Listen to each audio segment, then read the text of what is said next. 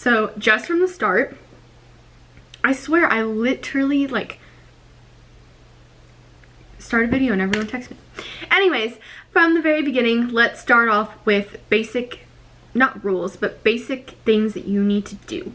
So if you have a spouse or significant other that you're living with, working with, financially planning with, you need to have budget meetings. Hey guys, so welcome back to another video. If I look the exact same as my last budgeting video, it's because it is. And if you haven't seen that video, go check it out before you watch this one because it's going to make a little bit more sense. But I talked about how the Holy Spirit and budgeting are related. I don't think anyone else ever thought of that, but I started writing out like what I learned in budgeting because I listened. So this is the backstory on how I got to this video. I was listening to Debt Kicking Mom, which if you haven't listened to her and you're in debt, she is so helpful. I'm not in debt, but I'm living as if I was in debt so that way I can be able to save and have a really good savings. Anyways, I was listening to her video and she was saying how Dave Ramsey came up with the gazelle intensity, or that term in the book of Proverbs. And then she was talking about all the things that she learned about saving and financially planning. So then I was like, well, let me write out what I learned about budgeting and why it's important and how we get to the place that we are. And so I basically wrote it all out and I realized like they're very similar to the gifts of the Holy Spirit. So then I looked up the gifts of the Holy Spirit and I was like, oh my gosh, like this is how God is teaching me the gifts of the Holy Spirit without me even knowing it. So then I was like, well, I have to share this with people because what if they don't really understand the gifts of the Holy Spirit? Maybe budgeting can help them learn the gifts of the Holy Spirit. So then I made that first video based off that. And then now in this video, I'm going to share with you guys all the things that I do to budget. This is extremely basic budgeting. This is not anything extravagant. And I'm doing this because I have money to be able to save and I have money to be able to put towards things, but I don't have enough money yet to be able to financially plan, meaning like I don't have enough money to put it towards stocks or anything like that yet. Eventually I plan to, but I don't have that yet because I'm planning a wedding. I'm paying for small things for the wedding. And eventually whenever we do have a combined income, we're going to be able to financially plan and use my income for that. And so I'm very excited about it. I love budgeting. I love financially planning and I love manipulating numbers. It is my favorite thing ever. And in my job, I'm able to do that a little bit and be able to manipulate numbers and learn about gross and all the different things like that. It is my favorite thing to do for sure. And so I wanted to share some of this basic stuff that I'm doing right now in order to help someone that's just fresh out of college and starting their new job, because that's kind of basically where I'm at, or someone that is in debt that needs some basic steps and also is a Christian that wants something that's Christian-based financial planning, and just people that want to learn how to save a little bit more, or yeah, basically saving for something. Hopefully this video helps you. I don't know, but we're gonna hope. So let's just jump right into it. So just from the start, I swear I literally like start a video and everyone texts me. Anyways, from the very beginning, let's start off with basic, not rules, but basic things that you need to do. So if you have a spouse or significant other that you're living with, working with, financially planning with, you need to have budget meetings. Budget meetings are basically talking about like where you're going to put your money, what we're going to do, things like that. Especially if you are getting married to someone or you're in that engagement phase. I have 5 things that you need to do whenever you first get engaged. And I will link that video somewhere, either in the description box or up here somewhere. But basically what that means is that you need to start talking to your spouse, your future spouse, about where your money's going to go and how you're going to financially plan for your future. My fiance and I are very good at that. We talk about that often. And the more you talk about it, it's kind of like, I know this is very shitty. I know it's a very bad way to explain it, but it's kind of like basically you need to have budget meetings so that way you and your spouse know how and where you're going to put your money, how much your budget is for different things, so that way y'all don't overspend. And then also, like, just being on the same page. Being on the same page, and in marriage and being with a partner in some way, you have to be on the same page in order to be able to exemplify and glorify God. I think that in marriage it is so important to be on the same page, because the devil tries to rip you guys apart by each like little bitty limb, and eventually then there's nothing left to like be together about, and you have to become one whenever you're married. Like, it's really hard to go through marriage without that, and I have read that time and time again in all the marriage books that I've read, and all the things that I'm learning about in marriage. Not in marriage, but like learning about marriage, because we're in the engagement phase, and so we're learning how to become a married couple. And yeah, so anyways, you have to have budget meetings. It just kind of like takes the edge off of financial stuff. Like, if you're afraid to talk about money, you need to like get that out of the way. You know what I'm saying? Like, it's kind of like you need to not be afraid to talk about it, because you guys are gonna have to budget, because the longer you go into debt, or the longer you go into not saving for something, the longer you're just wasting your money in the ways that just wouldn't be able to help you in your financial future. So having a budget meeting, first off, my fiance and I have a Google Doc. I created it because he's not like a budgeter. Like, he is, but he's not like as strict as I am, I guess you could say. Like, he's more of like the free spirit, but also he's not gonna like overspend on things, if that makes sense. Like, he's really good at making money, and then I'm really good at budgeting, so we decided to take those two things and combine them, right? So like, in your budget meetings, talk about what one person's good at versus the other one. Like, for me, I'm good at budgeting. I'm good at coming up with budgets based off of like our income and stuff.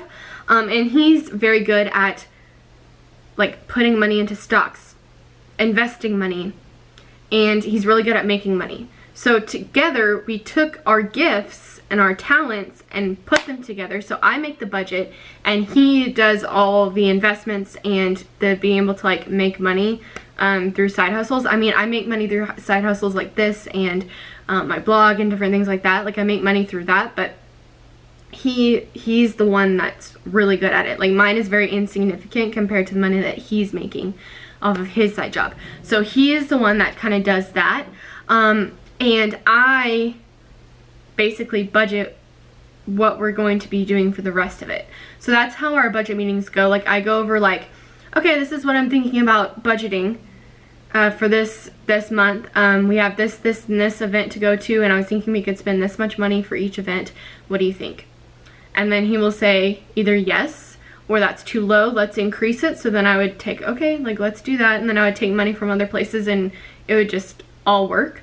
Or, sorry, or he's like, yeah, that's good to go. And then he'll explain like where our money's going for investments and how much he made, so that way I can budget for the next period or the next time that we're going to be budgeting.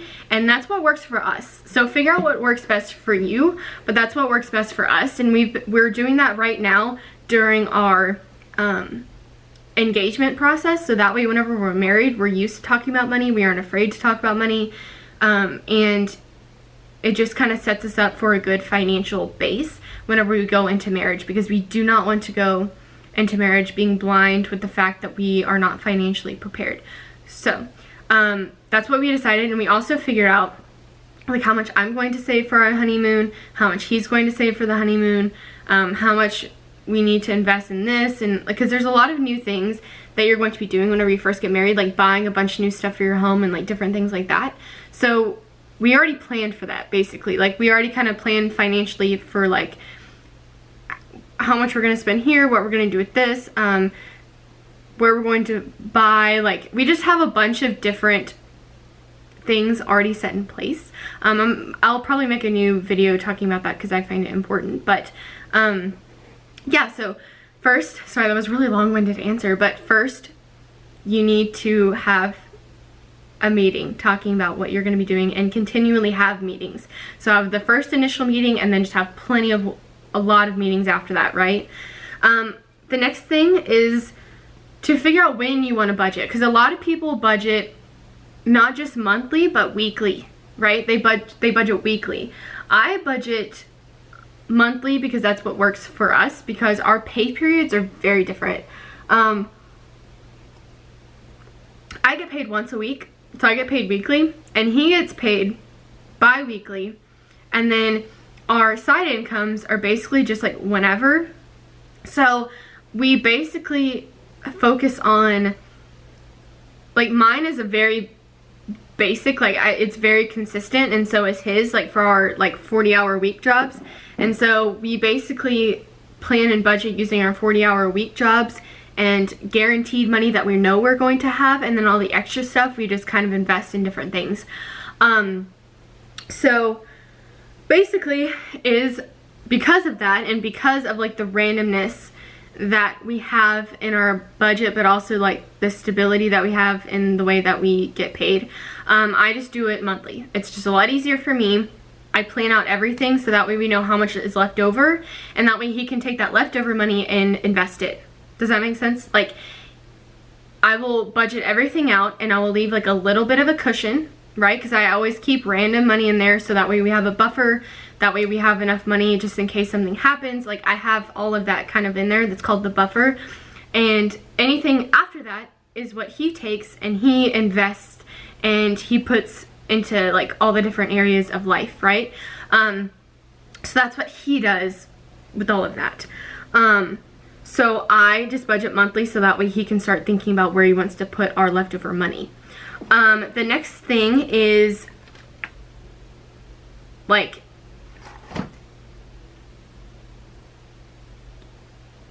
cashing out things that you need. Sorry, that took me a long time to figure out because I didn't really know how I wanted to explain it, but cashing out things that you overspend in. If it's everything, then go ahead and take out cash for everything. That's what Dave Ramsey talks about. I don't know if you guys like Dave Ramsey. A lot of people do, some people don't. It just kind of depends.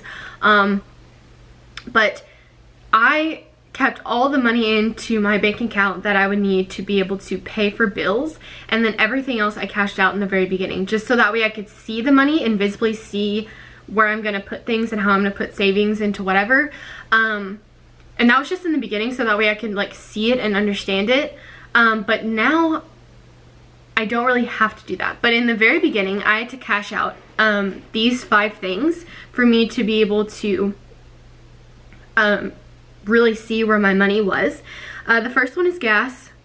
The next one is groceries. That was a big one that I overspent on all the time. So I took out cash because I used my own fears to help me out. I'm afraid to not have enough money whenever I get up to somewhere to pay. Like, I'm terrified of it. And so I use that to my advantage, and I would take out cash so that way I wouldn't overspend, because I would be too afraid to get to the place where I have to pay and then not have any money for it. So if you guys have that issue too, use that to your advantage. I would take out pet things because I would overspend on Ava stuff, or like I would think like, oh, I don't have that for her, and then I would buy it, and then I got home and I would have like 3 of them. Do you know what I'm saying? So I would take out pet stuff. I also took out money and put aside stuff for Ava because I give her like a wellness checkup every year just to see how she's doing. And I just basically put a little bit of money aside for that until I had enough money to be able to pay for it. Personal, because I would overspend on my own like personal whatever, like clothes and just different things like that, where like you don't think it's personal money but it is, and you overspend in it. And then eating out. This is something that I will always definitely do. I love eating out, not all the time, but like for dates and stuff. Like, I love going out places and enjoying things like that. And these are things that I still kind of cash out weekly. I don't always, because gas and groceries I'm really good at now, to where I use those 2 things to get credit. So I don't cash them out all the time, but I do sometimes, depending on like how the week's going or what I want to do. But eating out, I always cash out. Personal, I always cash out. And pet stuff, I always cash out. And eating out is just something, is like date night basically. So we always cash that out. That is something that's a non-negotiable. That will always be something that we always do. That is something that my fiance and I have agreed upon, that is a non-negotiable, and we will always go on dates, and we will always enjoy it, and we always do something fun, even if it's not going out. Like during quarantine, it's been very difficult to be able to go out and do things, but what we do is we go and like grab foods from somewhere, and we would go eat it at like the lake, or have a picnic, or do something like that. So it's still like going out other than your house, and really enjoying it. And then yeah, that's basically it. And it was very affordable. Like it's not any, like date nights don't have to be super expensive. It can be for sure, but you don't have to do that. And like you have to be super creative with your date nights. Like for example, like we used to go to the movies all the time, right? And I love going to the movies with him. Like that's like my favorite thing to do. But since quarantine, we haven't been able to do that. So what we did, or what I did, is I would buy, like, he hates popcorn, which is like a really weird thing. But if you like popcorn, like me, I would go and buy like a box of popcorn and, or like his favorite movie snacks. I would get us like whatever type of drinks that we wanted, and we would have like an at-home movie night. And just small things like that I use the eating out budget for, because it's really like date night, to be 100% honest. It's not really like eating out. But on the weeks that he's not here with me, I use it as the eating out budget.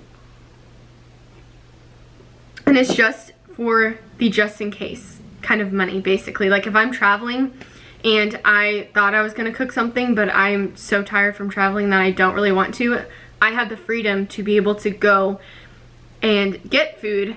And that's something that is really nice for me, because it gives me like a peace of mind knowing like if you don't want to cook, you don't have to.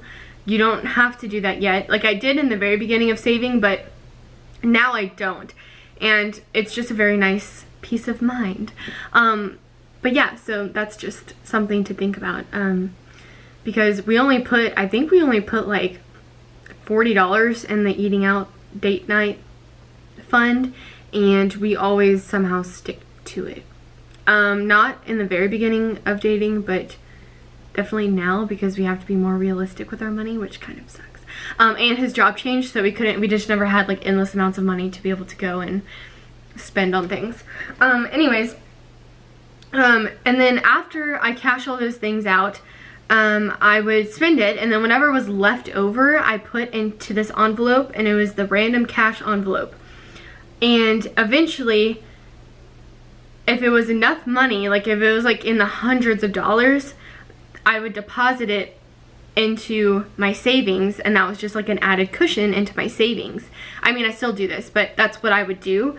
Or that's what I do, is I put it into my savings with like, depending on how much it is. But if it's just like $100, I just leave it into the random cash envelope, because I could use that for anything, right? Like some like minor expense or something like random happens and you just need some extra cash. That's a really great place to have it, and to have it in that envelope.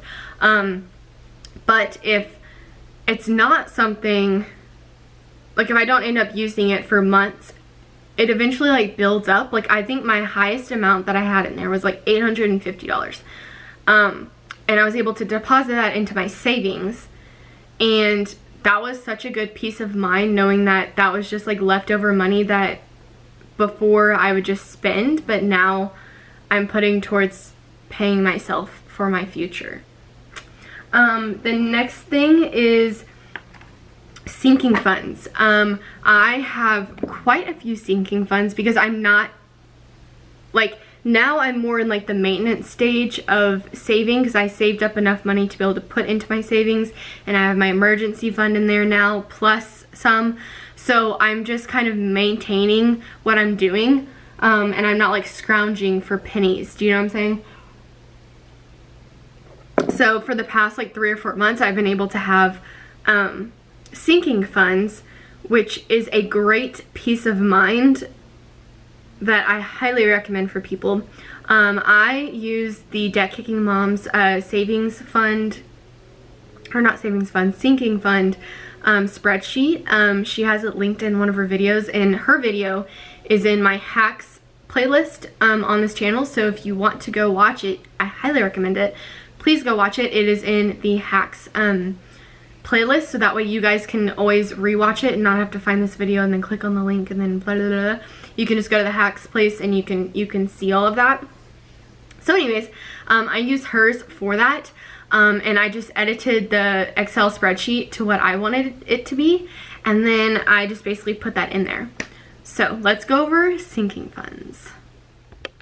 Okay, so we were talking about sinking funds. What are sinking funds and which ones do I have? So sinking funds are basically if you know something is going to go. Okay, so sinking funds are something that you save for in small increments to be able to pay for something that's an annual expense. So Christmas, annual expense. Birthdays, annual expense. HOA fees, if you have that, annual expense. Something that you pay for yearly, that you know that you have to save for. For me, these are more like minor expenses, but it could be very large expenses depending on your situation, who you are, etc. So I do that. I generally put like a little bit aside and have like caps for my sinking funds. So like let's say, for example, one of my sinking funds is my wellness sinking fund.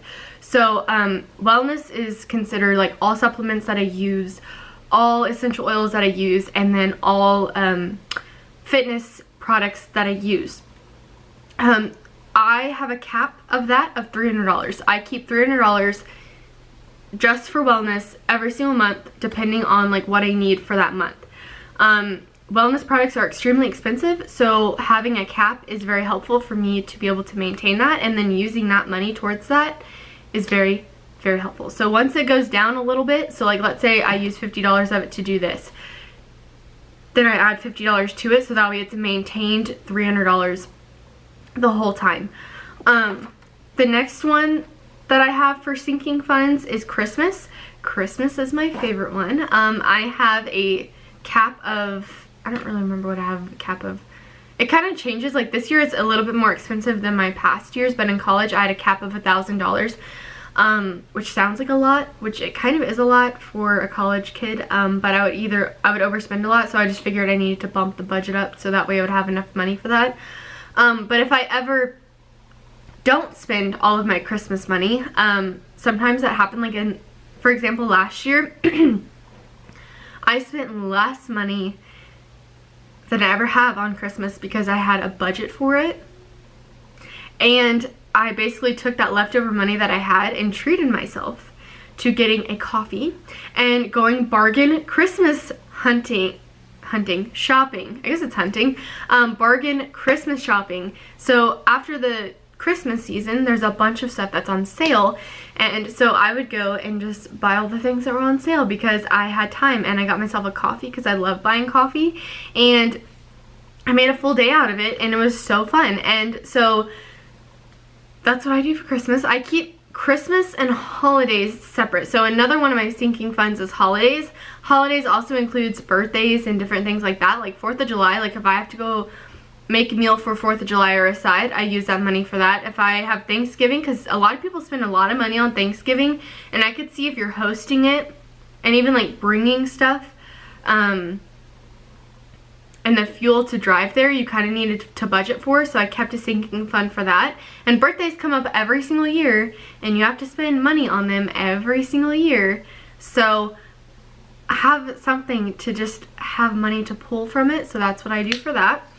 Another one is travel and events. This year is my honeymoon that I'm saving for, and I'm just putting money aside just to have, just in case we need it. I don't know what we're going to be doing yet, or I mean, I know like what we're doing, but I mean like I don't know like how much it's going to cost and all the things like that, and I don't know how much the fuel is going to cost at the time because we're kind of in a state of unsure stuff. So yeah, I'm just saving for that just in general. I don't have a cap or anything. I'm just continually putting the same amount of money to it every single paycheck. The next one is let me see, I wrote it down, is car maintenance.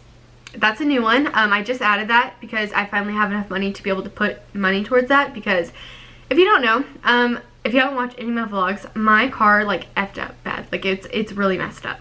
So, or it was really bad, and then my fiance fixed it and all that stuff. So I had to put money aside for that. New tires, new full front end, basically, like all the things. So that made me think like you need a car maintenance fund, but I never had enough money in like to be able to put money towards that yet. So once I rebuilt all my savings and rebuilt everything, I was able to then put money aside to be able to start putting it into a car savings fund. And if you guys are looking at your budget right now and you're like, there is no way in heck I'm gonna be able to have any type of sinking funds, pick out the most important things to you. So like for me, it would probably be like my wellness, Christmas, and just say those two. Those two are super important to me. Oh, and car maintenance. Those are like the 3 most important things to me. So what I would do is I would figure out in my budget where I could cut things to be able to put money towards those, so that way I don't have to take from my checking account or my savings account whenever those problems arise. And then whenever you eventually have enough money in that category, then you can add another category, you know what I'm saying? Or like, let's say you're in debt and you don't have enough money. Once you start paying off some of that debt, you're going to have more free money, and use that free money to put more towards different sinking funds, if that makes sense. Now the last sinking fund I have is a large purchase fund. I used this until I paid for his ring, but I wanted to pay my fiance's ring, his wedding ring, in full. And I also wanted to get him a flex band, kind of like this one. And so I saved until I finally had that, and then I paid for that, and now it's just a large purchase fund, which I find really important to have, because in life, things, you're just gonna have to pay for things, and things are just gonna become expensive, and no matter what you do, if something breaks, it's gonna be expensive. So I would rather just have a sinking fund to have that in my slew of things to be able to save for. So after I figured out what I wanted to save for, and how much money I wanted to put in my savings, after I figured out how much I wanted to put into sinking funds and all the different categories I had, I tallied all that up, and that was my debt. That was the money that I had to pay myself for, and I was in debt to myself. So that's kind of my mentality on that. And so I started looking at my budget. Oh my gosh. So basically what I did, sorry, is I looked at my statements. So for the first like 2 months, I took all my statements out, and I looked at them, and I highlighted all the things that I paid for that I thought was either too expensive or was just very irrational spending. I highlighted all of them, and from there I tallied up how much money that was, and I compare that to how much I needed to put into savings and how much I needed to put towards my sinking funds. And I figured out, like, I have enough money, I'm just spending it on things that I don't need, or I can slash this budget in half, and I can put money towards that. So I recommend that for you guys to do as well, just to see how much you are overspending it and tally it all up together, because whenever you do that, you're gonna be like, holy mess, there is way too much money flying out the window that I could put towards other things.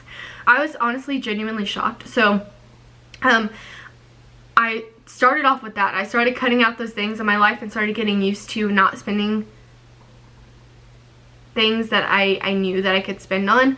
I was never really like a big spender, but there was small things like buying coffee in the morning or buying breakfast in the morning that really tallied up that I never really needed. So those were things I cut. So the month after I figured out how much I needed to save and how much I figured out that I could save by just cutting things out, I did that. I cut everything out that I needed to, and I saw the money start to like come in, you know? And I took that money and I started putting it towards savings, and I did the savings first. So I put my emergency fund in there first, then I started putting another couple thousand just to have in there, and then now I'm just like in the maintenance phase where I'm still like putting a lot of money to savings, but it's not like as much as I was. And then after that, I started seeing what in my budget I could cut, because I finally cut everything out that was a little bit extravagant spending, I guess you could say. Like, they weren't extravagant expenses, but $2 here, $3 here ends up adding up over the months. And so I cut all those things out. And after I did that, I did my next phase, which was to look at my bills. Mainly the two things that I could, or one thing that I could spend less on and do better on, was my grocery budget. I was spending like too much money on groceries all the time. And personal spending. Those were the two things that I could cut in half, and then use that money to be able to make up the rest of my sinking funds. So like, I was almost there and being able to have all the money I needed for savings and sinking funds, but I just needed a little extra push. And that little extra push was saving money on my groceries and cutting that in half, as well as cutting in half my personal spending. I was spending a lot on personal spending. So what I did was I took those statements for the next 2 months after that, and I would highlight all the things that were personal spending in pink, and then I would take all the things that I thought I was overspending on for groceries and highlighting that in yellow. And I figured out what I could decrease in my budget for groceries, and then I also figured out how much I needed to cut back on my personal spending, and that's what I did for the next 2 months. And then by that point, I was kind of in a really great spot, and I just continually keep doing that. But the next thing that I really tried to do to be able to cut those two things, personal spending and groceries, down by a lot, was learning a bunch. So I used Debt Kicking Mom, I used the whole debt-free community to be able to teach me ways to cut costs that were really small, because I never had a lot of frivolous spending that I did by that point, but I needed to still cut some more. So basically I had to do 1,000 cuts, like that's what they call it, which is basically where like you had to take, like, you have to cut this in half and cut this in half and do this with this, and like, you know what I'm saying? Like, I had to cut a lot of things in half in order to be able to afford all the things that I wanted, and to be able to spend and save all the things that I wanted. So I basically had to do 1,000 cuts, and I used the debt-free community for that, because they're going through debt. Like, they have to cut it. I don't really have to cut it, but I would like to, so that way I can have money in the future.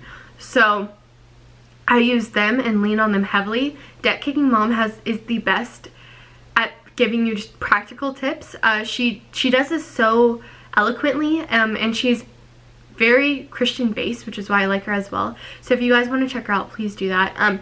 But that is what I used, and I used a lot of just learning about everything, so that way I can combine it all to be able to create a really good financial plan for right now. Now the last two bits of advice that I wanted to share with you guys is to be just realistic and diligent, right? So be realistic in your spending. If you cannot afford something that's like $500, find something that's cheaper. Go down. Like, you don't have to spend $500 unless it's like super important thing that can last a lifetime, basically. You know what I'm saying? Like, you can cut things out if you want to, and you will take the time and make the money to be able to do that if it's important to you. So be very realistic. If you cannot afford it, do not do it, right? Be very realistic. If you can't go on that trip with your friends, just say you can't do it, right? Don't just go and say like, oh, I can do this, this, and this, and then overcommit yourself financially and then ruin what you already have been starting. And then being able to live that out, right? Like, creating a budget and then living that out and being super diligent, okay? So being realistic in your budget and then sticking to it is very hard, but very, very worth it, and you're going to be extremely proud of yourself if you do that. And then the last thing is to be okay to make changes. Like, for me, I realized like, okay, well, I'm always overspending on Christmas. Let me just increase this budget a little bit so that way I'm good, right? Or like, for instance, groceries. I realized like I had to fluctuate and figure out what would be the best amount for me to spend and how I could grocery spend and be the most cost effective. For most people, they go weekly grocery shopping, but I have to go for every 2 weeks in order to not overspend on things. And so that's kind of just my way of doing it, but I had to figure that out. Like, I had to really work and figure out how to do that. So that's something that I would say it's okay to do. Like, it's okay to have grace on yourself and to really just take the time to learn. And that's pretty much life in general. It's okay to have grace, right? Have grace on yourself. Do really great things. So yeah, that's basically what I do. And then these other two things are just my meal plan and then my budget plan. These two things I got at Michael's. They were on sale and I just decided to use them. And these gave me really great guidance in knowing how to do things, right? So this is what the budget looks like. And it's extremely thought out and planned, and that was super helpful because I needed guidelines, and this was able to help me. And that's the same reason why I use this, is because it has lots and lots of help and guidance, because I didn't really know how to do this very well. So this was something that really gave me the guidance and the it just laid it out for me basically. So that's why I use that. And then also as a pantry inventory and a freezer inventory, so that way you can always have that. Eventually I think I might change to something else, but this has given me such guidance in the past, like, I don't know how many months, and so I highly suggest that. So if you guys have any questions, please send them my way, and I will talk to you in my next video. Bye guys.